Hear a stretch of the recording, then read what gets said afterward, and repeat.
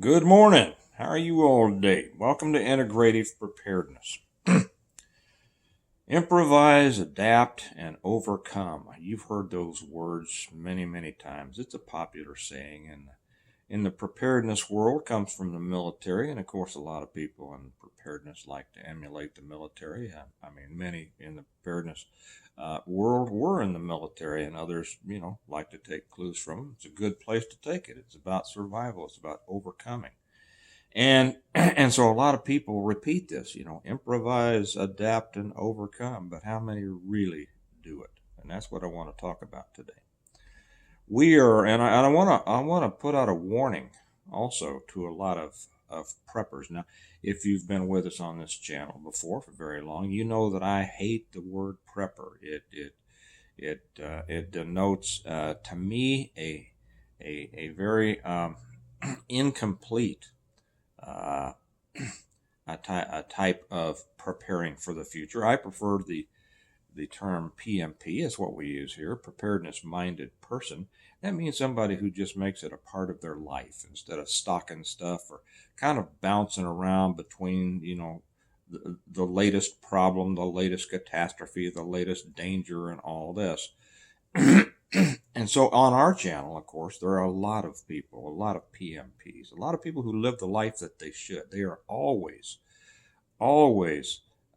adapting and overcoming. But there's a lot of people in the preparedness world who don't. And so that's what I want to talk about here briefly and offer a word of warning. The world is changing, isn't it? The world is changing, and change can be uncomfortable, and a lot of people don't like change. Interestingly, in the preparedness world, people kind of they're attracted, I won't say they are attracted to change when it's negative. I've talked about this before, and there's this negativity bias that people kind of fall to. And there's probably many reasons for it. I've talked about it before. Uh, some people are just negative, and they feel much more comfortable in a negative situation than in a positive situation because they they don't know how to deal with positive situations. They don't really look at life hopefully, and and they will say, well, hope is not a plan, or whatever they say. Hope, hope is what keeps the positive people going, but they don't leave it in hope. They change that hope into a belief and a plan and a goal and such as that. But there's a lot of people that just can't transcend that, and they're more comfortable remaining in the negativity because that's what they're used to. And so, and for others, so there are a lot of that negative change appeals to those people, and the more problems there are, the better they like it, and because it just proves to them that the world sucks, and it doesn't, uh, but they're comfortable in it. Okay, now there's another group I think that kind of negative change appeals to because it gives them a challenge, it gives them a problem. I have to admit that I like. Well, let me say this. I used to, more than I do now. I used to like problems because and I'll be even more honest here, in my younger days, I enjoyed conflict. Okay. I got over that. The good Lord got me over that. He changed my thinking, and I thank him for that, just like he changed my life. But I used to enjoy conflict, and I used to enjoy problems, and I used to do things that actually I think brought problems on myself because I enjoyed dealing with them. There's an old saying in business, and it applies to life too. If you're not playing a big enough game, you're going to screw up the one you're playing just to give yourself something to do. And, always dealing with problems somehow can feel to the undeveloped mind. It can feel as if that's a bigger success than simply building success on each day and bettering your life. And that's what a a non-neurotic person does, right? Uh,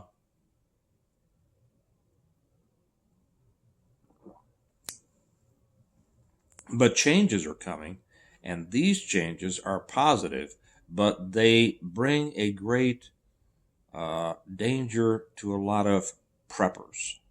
Now, why is that?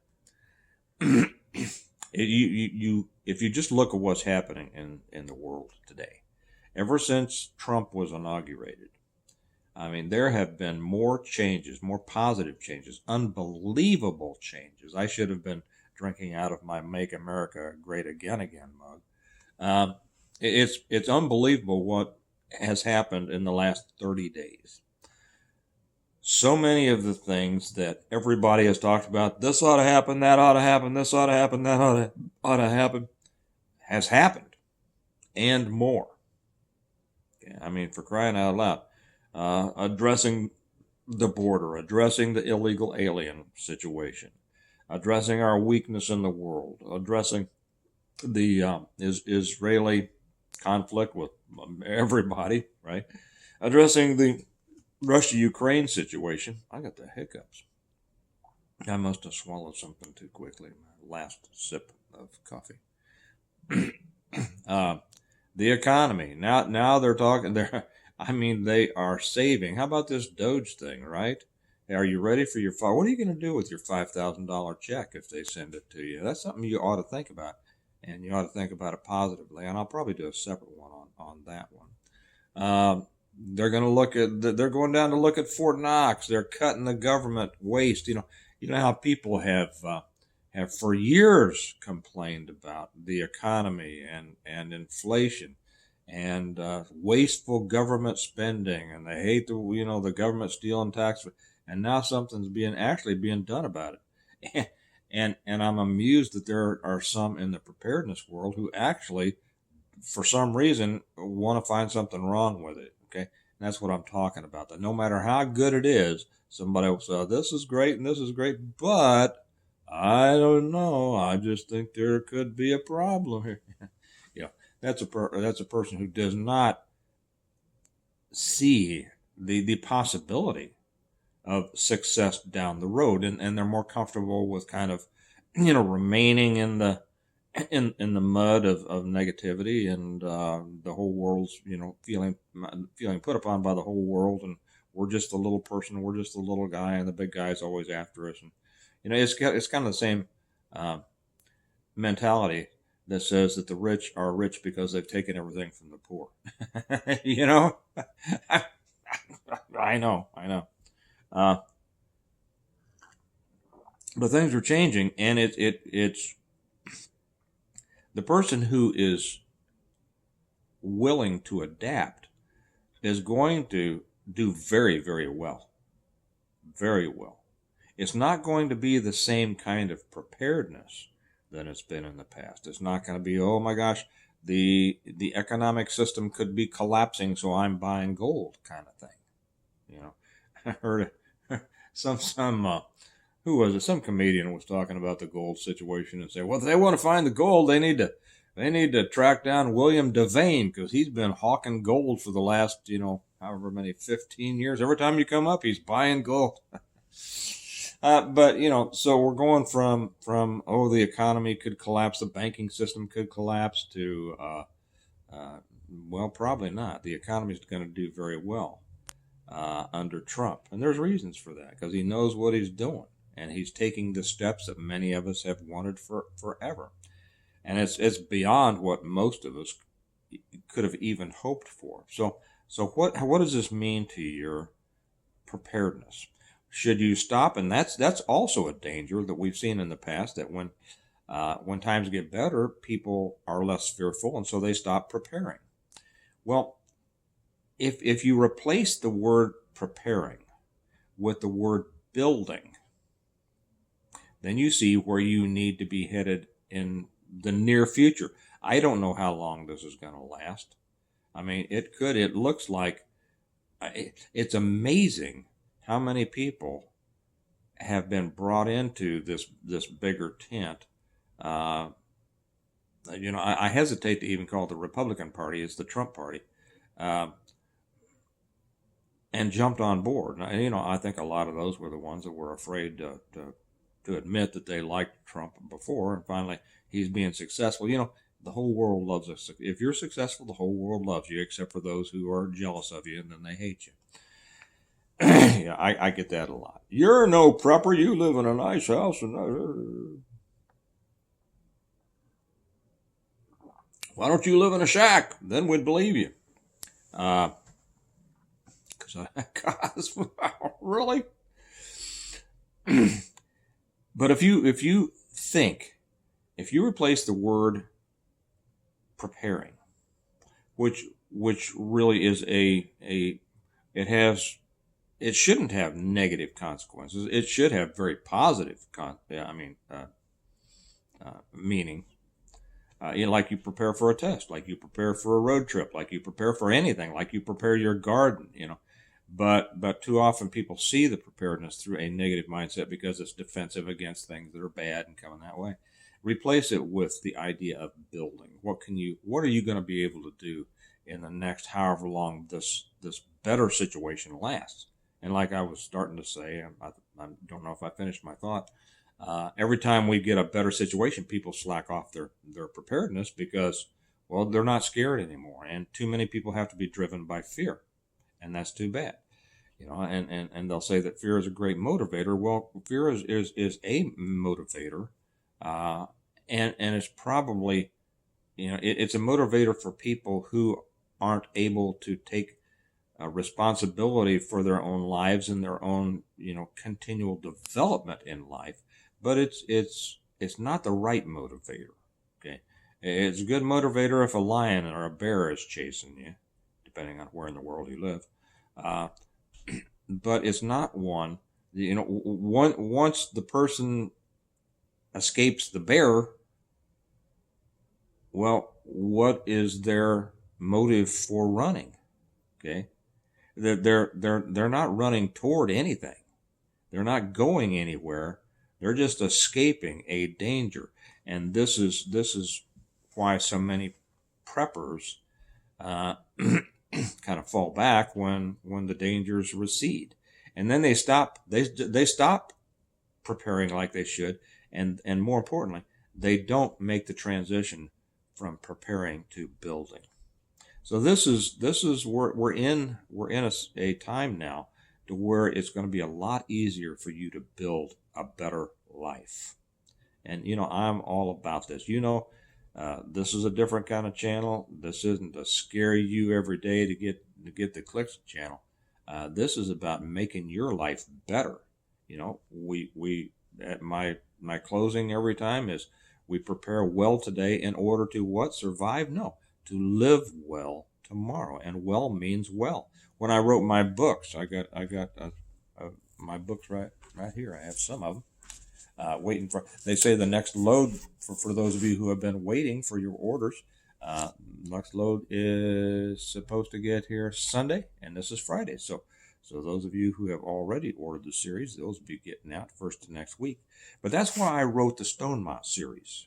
If you weren't familiar with me, I'm the guy that wrote these. The Stonemont series, the reversion, the revival, the renewal, and appeal to heaven, the blessings of freedom, hostages to fortune, and the latest one, which is On Wings Like Eagles. Yes, I'm writing the 8th one right now. But they're a positive book. I decided to take the total collapse of the world and show how a prepared family, as a result of their preparedness, were not only able to continue to live a good quality life, not a fearful life, not a hiding in the dark, not a trying, but continue to live a good life, almost not noticing the collapse, but more importantly, or just as importantly, we're able to help other people. And then, as things developed, start to rebuild community, which is so important.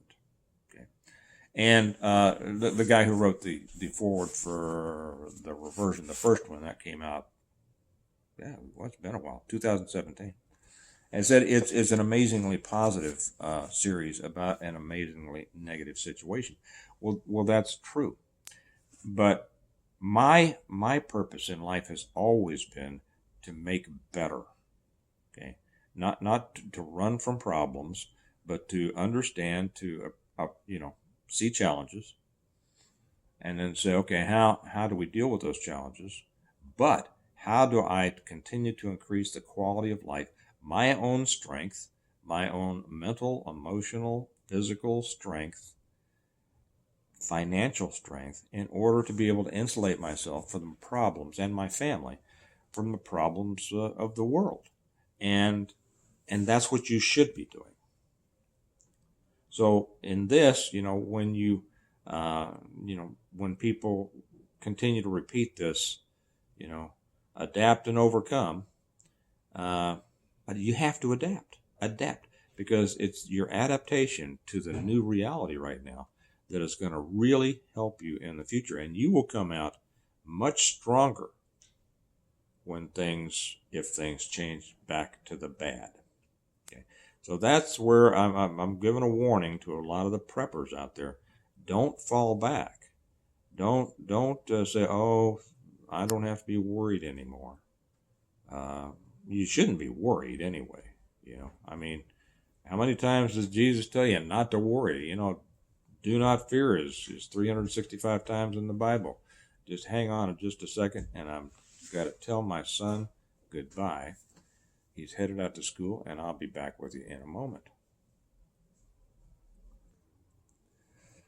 All right, I'm back. Sorry for that break, but those of you who know me know that anytime my wife or any of my kids leave, I always stop and I give them a hug and a kiss goodbye and tell them I love them, because that's what life is about, right? I probably positioned myself a little bit differently here, but you don't care, do you? So anyway, that's the message of today. The times are changing. Adapt. If you don't adapt, you're going to be left behind, and you're going to miss a tremendous opportunity to make yourself stronger in the sense of being able to be independent from all those external interdependent systems over which you have little or no control. This is the time to do it. You probably have some years here where you can really be building. And I'll caution against this. A lot of people are afraid of that. A lot of people, it's the old fear of success, because they don't know how to deal with success. They're used to dealing with failure. They're used to dealing with problems. They're used to dealing with negativity.